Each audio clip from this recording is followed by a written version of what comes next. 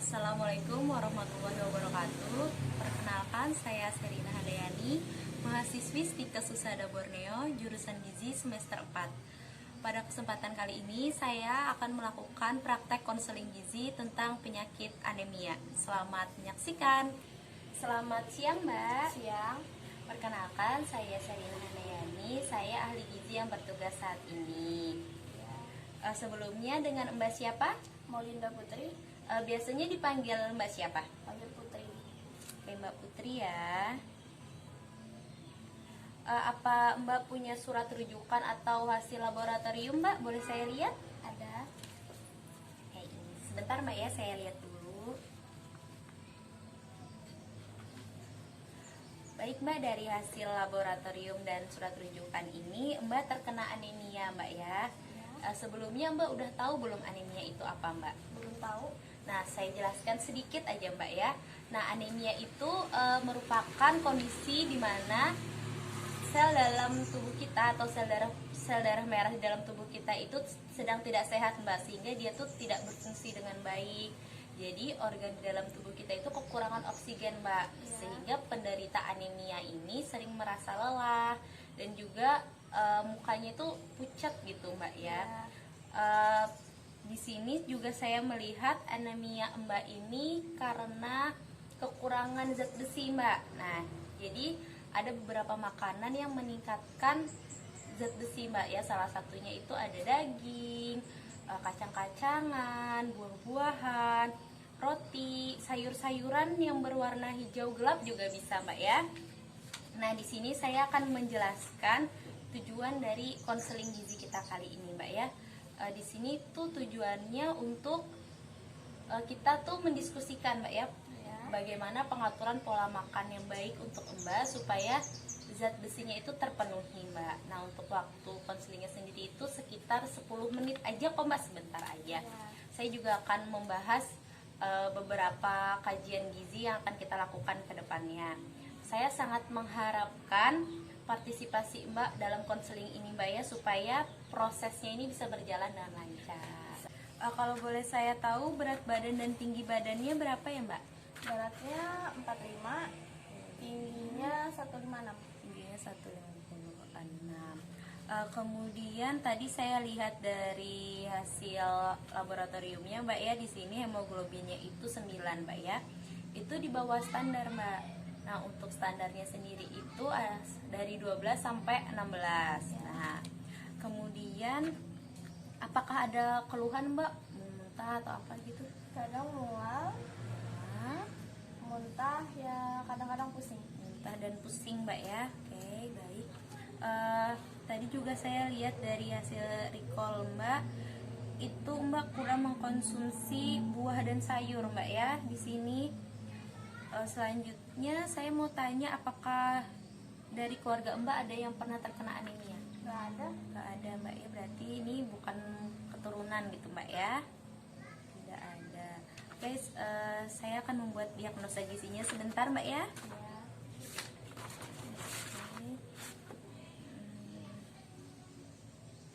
Oke Mbak, tadi saya sudah buat diagnosa gizinya Mbak ya. Di sini ada beberapa diagnosa. Yang pertama, ini daya terima makanannya terbatas Mbak ya, berkaitan dengan kebiasaan makan Mbak tadi itu ditandai dengan Mbak muntah dan mual itu Mbak ya. Kemudian di sini ketidakseimbangan zat gizi Mbak. Nah, ini berkaitan dengan kebiasaan makan Mbak tadi juga ditandai dengan asupan zat besi dan karbohidrat yang tergolong defisit atau sangat kurang Mbak ya. Oke, kemudian di sini ada juga perubahan fungsi gastrointestinalnya Mbak. Ini berkaitan dengan kebiasaan makan Mbak, itu tadi juga ditandai dengan Mbak mengalami mual dan muntah tadi Mbak ya. Saya mau tanya, ini apakah Mbak cukup tahu gitu tentang anemia ini? Belum tahu.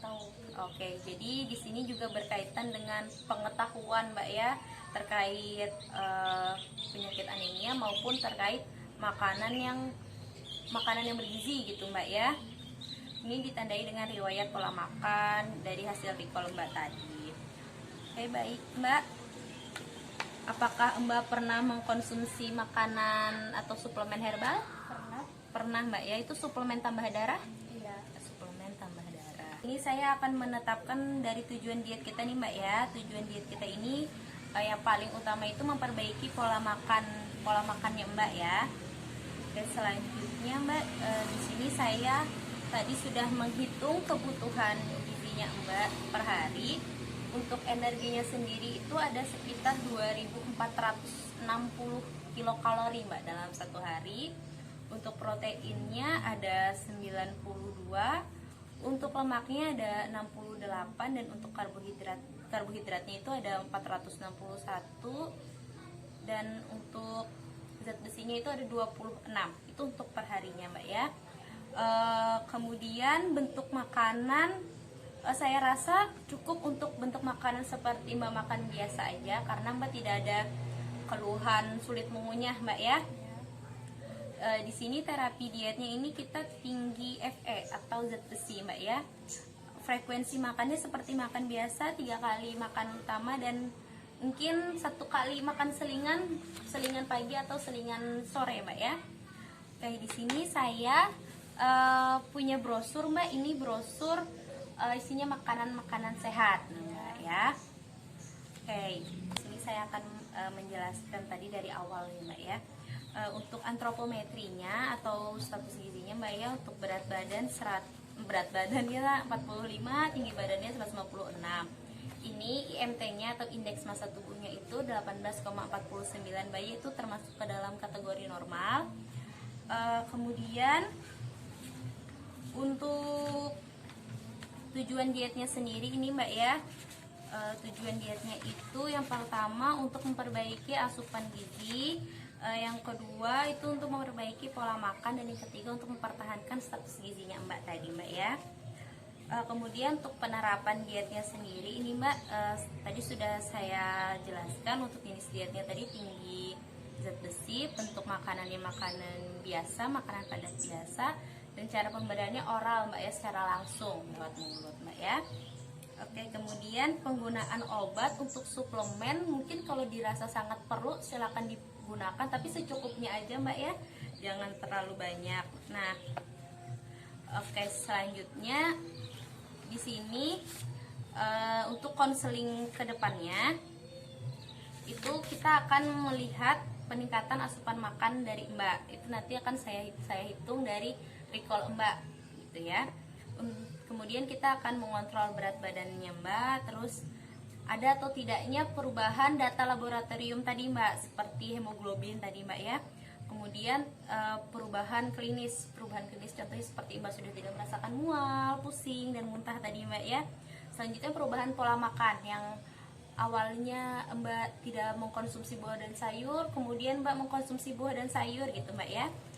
Oke, selanjutnya saya di sini punya contoh menu sehari untuk Mbak. Mungkin Mbak bisa menjadikan referensi Mbak gitu ya, untuk makanannya. Nah, untuk konseling berikutnya kita laksanakan 2 minggu ke depan. Apakah bisa Mbak? Bisa. Oke, baik Mbak. Kita akan bertemu lagi minggu depan Mbak ya. Terima kasih untuk konseling hari ini. Semoga Mbak bisa menerapkan pola makan yang saya anjurkan tadi. Juga semoga lekas sembuh anemianya Mbak ya. Terima kasih. Sama-sama.